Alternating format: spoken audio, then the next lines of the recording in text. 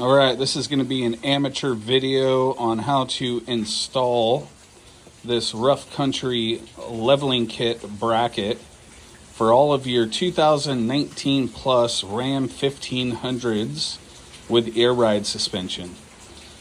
I could not find a single video on this, so here I am trying to be artistic. All right. Got a 2020 Dodge Ram here.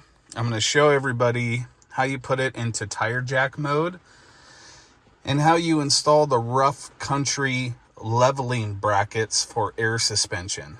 So the first thing you do is turn her on. Now at this point, I did a little R&D and already did the driver's side to make sure I didn't sound like a complete moron when I got on here. But for the life of me, I could not find any videos, not even from Rough Country, to teach us how to do this. So once the truck's on, obviously, we're going to go to this menu. And we're going to scroll down to suspension. Now, I already have my truck in air jack mode or jack mode. Tire jack mode. So you have a whole list of things here, you know, how to fine tune your horn, flashing lights, display suspension messages, aero mode. If you want your aero mode to come on automatically when you are at a certain speed, you can set that up here. So what you're going to do is tap on tire jack mode, and as you can see, I have tire jack mode on. When you're normally driving your truck down the road, not working on the suspension, tire jack mode will be off because you're not working on it.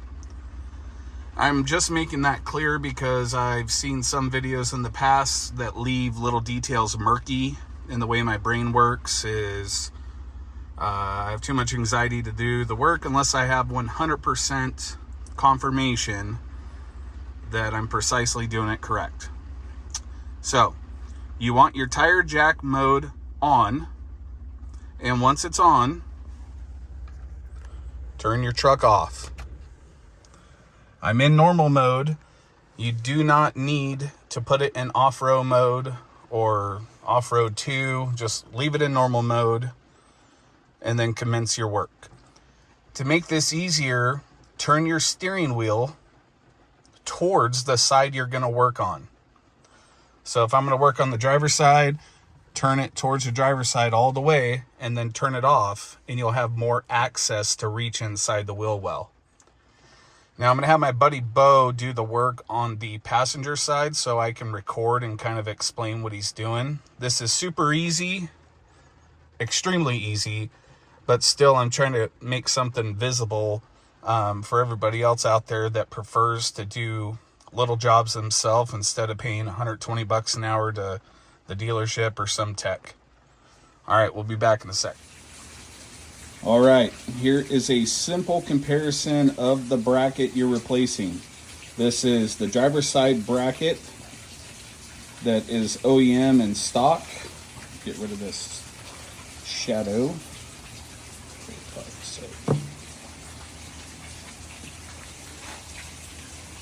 That's the rough country bracket. As you can see, it's shorter than the stock bracket.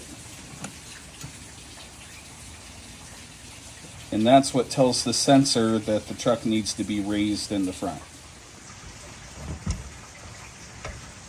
Turn it flat. It makes it a little easier. Like this? Yep. Just fork it.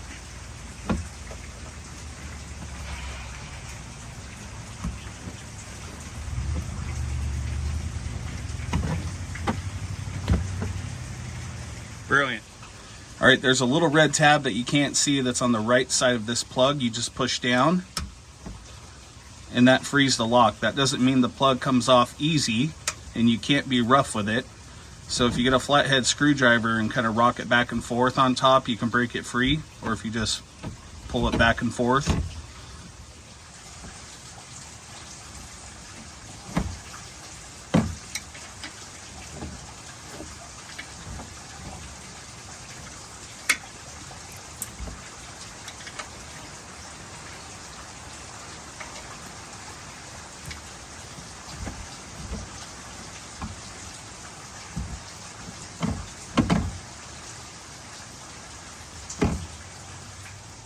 There, and the plug's off. I could lie and say it's super easy, but it's not. Was it easy, Beau?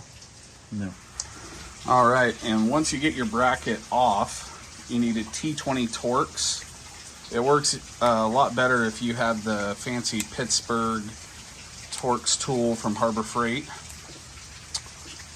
And it's basically a screw in the plastic, so you have to work hard at it the whole way until there. And then the whole bracket comes off of the sensor, like so. And then your new sensor goes on like that, and reinsert your screw.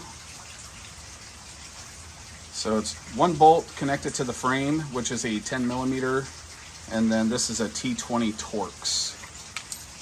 It's really simple. Yeah, see the high quality Pittsburgh tool. Just missing a nut. All right, when you're putting the new bracket in, it shortens the bracket, so you can't use the socket. You're going to want to use one of these fancy 10mm wrenches. Craftsman. Boom. So you're going to start this by hand. And there's a little metal piece that goes into a locator hole that's on the frame.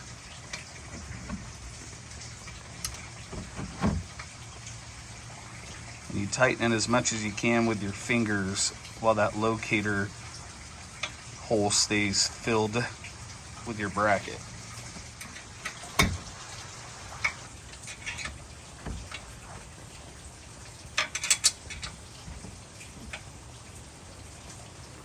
Click.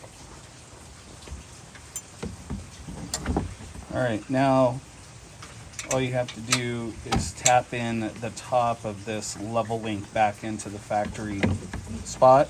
And it doesn't just push on with your fingers that easy unless you're super strong. If you do it with your fingers, you're stronger than I am. I use a rubber mallet.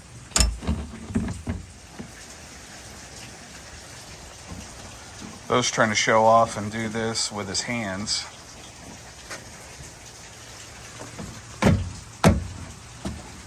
Like a glove. And that's it. Just double check your work, make sure everything's secure, and do everything in reverse. So we'll go back in the truck, turn it on, turn tire jack mode off. All right, I'm back in the truck. It's still off. I fought the urge of bringing my beer in here with me. Just open one. Turn her on.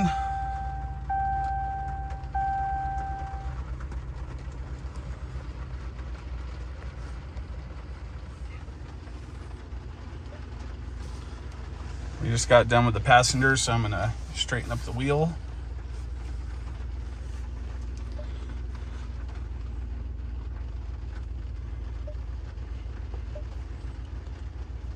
Tire jack mode off.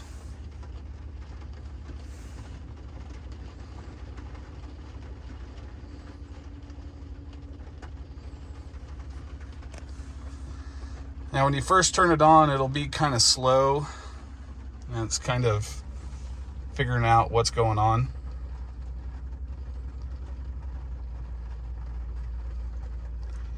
And I was a liar. I had it in off-road 1 mode when I started this video, but that's not necessary. That was just because I was a dummy. So now I'm in normal mode, and clearly the front end is higher than it was before. It's pouring rain, but I'm going to back up here.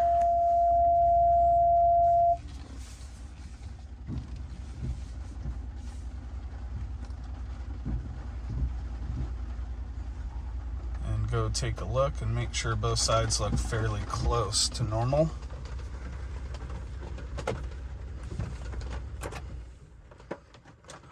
I'll be right back.